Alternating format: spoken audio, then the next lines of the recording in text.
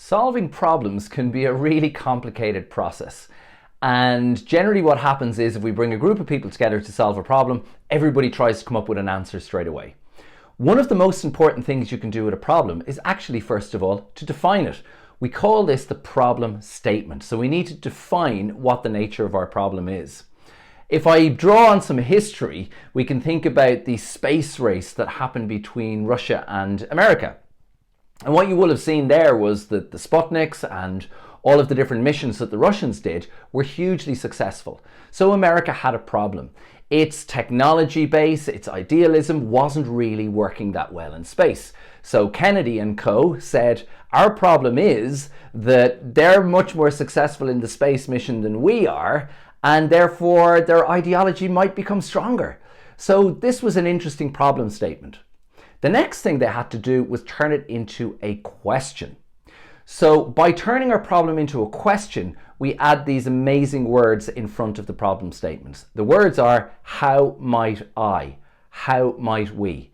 So in their case, it was, how might we send someone to space, send somebody to the moon, and bring them back again?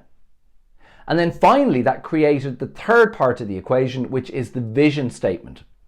And the vision statement is absolutely about defining the purpose and the mission. And that was to send a man to the moon and return him safely again to Earth. And so what we see is that you start with your problem statement, you then turn it into a question with the possibility statement, which is how might I, how might we get a man to the moon? And then finally, you turn that into your vision statement, which is the definition of what you're trying to achieve. Now, on a simpler basis for some of us, it might be, we're not getting enough sales of this product. Now, straight away, people go into a negative place when we talk like that. So what we need to do is bring them into a positive place by adding the words, how might we get more sales for this product? Immediately what starts to happen is the creative part of our brain kicks in and we start to ideate.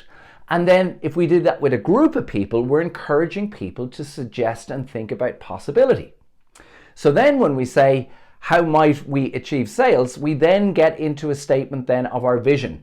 We believe that we can sell X million of this product by this date by using this particular method. And therefore we crack the problem. So try that yourself. Maybe write down those three parts, which is your problem statement, your possibility statement, and your vision statement. Again, you can do this with a team really effectively. And when you're trying to get a team to crack a puzzle or crack a problem or crack a challenge, this can be a really effective way to do it. If you found this useful, please like, share, and comment on this video. It really, really helps our business, and I hope you have a brilliant day. Thanks, good luck.